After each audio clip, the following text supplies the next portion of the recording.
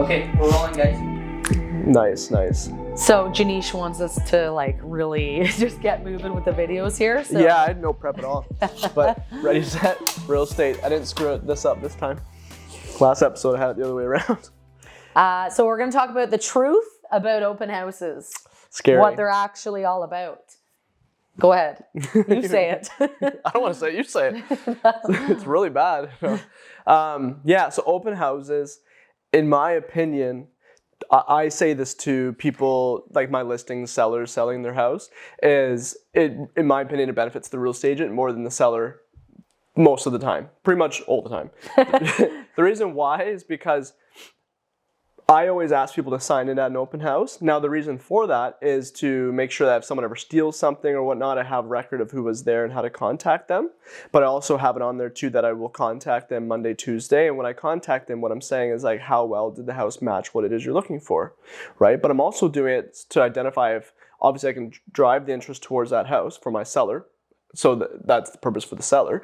But if they're not interested in that house, and I'm already on the phone with them talking to them about real estate, if they want my help, I can help them. And then therefore, I can maybe help them buy a house 1, 2, 3, 4, 5, 6, 7, 8, 9, 10, 11, 12 months later, or whatever. And then in terms of how much you get paid as a real estate agent, whether you're selling a house, buying a house, usually it's basically the same. There's not really like a difference in that, I don't think. So the point I'm making is doing open houses can get you business as a real estate agent.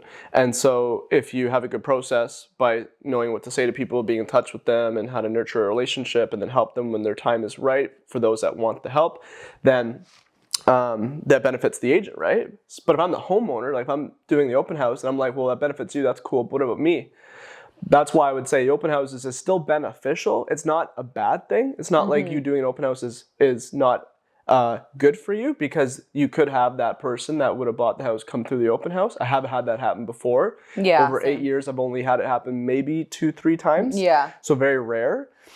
So that's why it's unlikely that that person coming to the open house is probably going to buy it. Plus, a lot of people are going to open houses, and I know this through when you talk to the people that came and you ask them what they thought, and they say where they're at, or they start elaborating on their situation. They're thinking about starting to, get approved for a mortgage in the future, or they were just bored on a Saturday. Or a neighbor or something like that. I was about to say a neighbor coming through the house just wants to get an idea of, what the house looks like. So that's probably like, if I had 10 people come through, 4 of them probably kicking tires, 4 of them won't answer the phone. And the other 2, both of them probably are looking sometime in the future, but maybe things will change. So no one wanted to buy that house, but it can happen. Yeah, it's a good opportunity for the realtor to pick up potential new clients.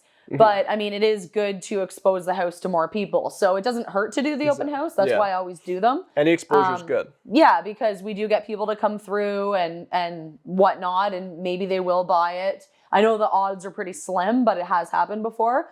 The downfall sometimes is that people have to keep leaving their house on the weekends, or for security and safety reasons, because we don't really actually know who's coming through the open house.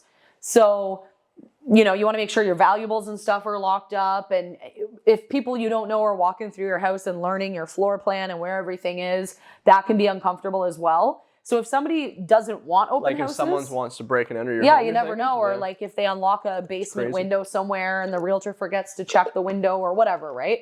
So I think that if somebody's not comfortable with open houses and they don't do them, they're not really hurting themselves. But if they want them, I mean, most of the time we will do them no problem. So sure. And you never know, maybe somebody will come through the open house and buy it or tell their friend about it or something like that.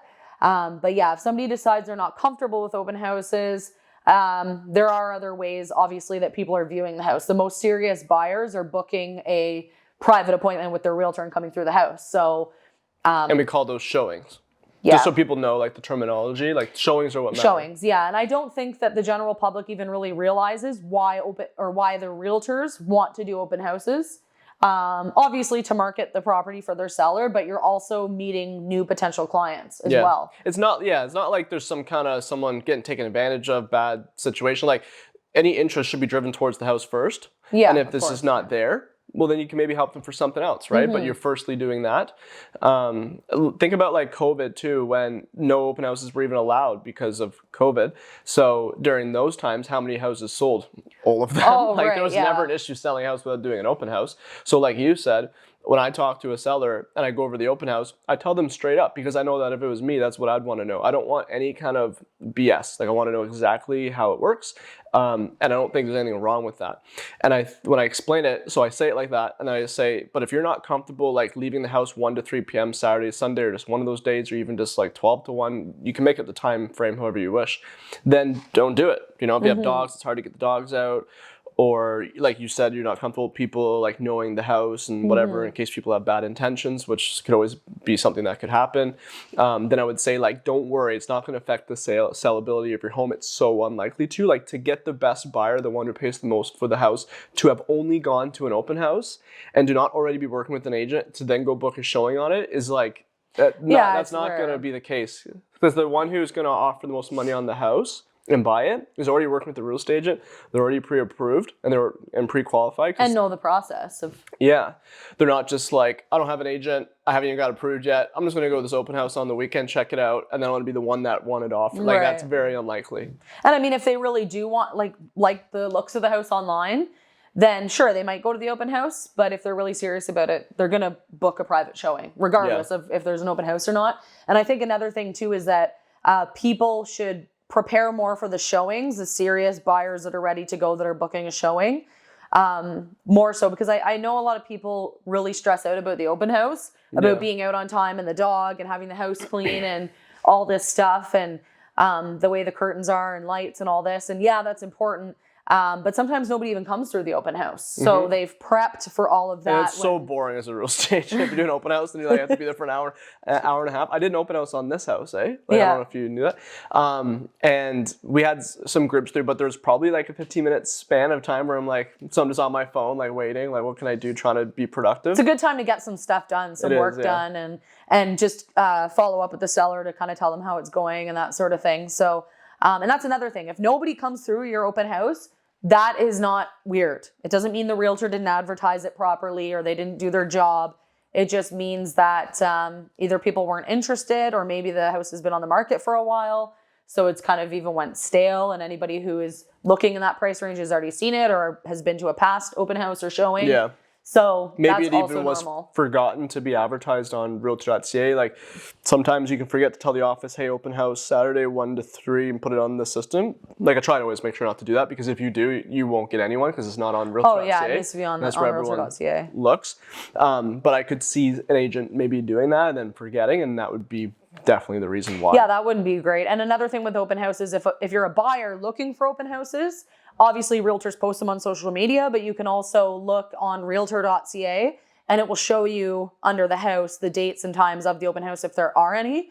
So that's a good way of checking out open houses in the area. Another thing too about open houses, it's kind of a little off topic about like seller's perspective, but if you're a buyer going to open houses and you're already working with a real estate agent, I get some of my own clients, they'll be like, hey Brandon, is it okay if I go to an open house on the weekend? I just want to check it out or whatever.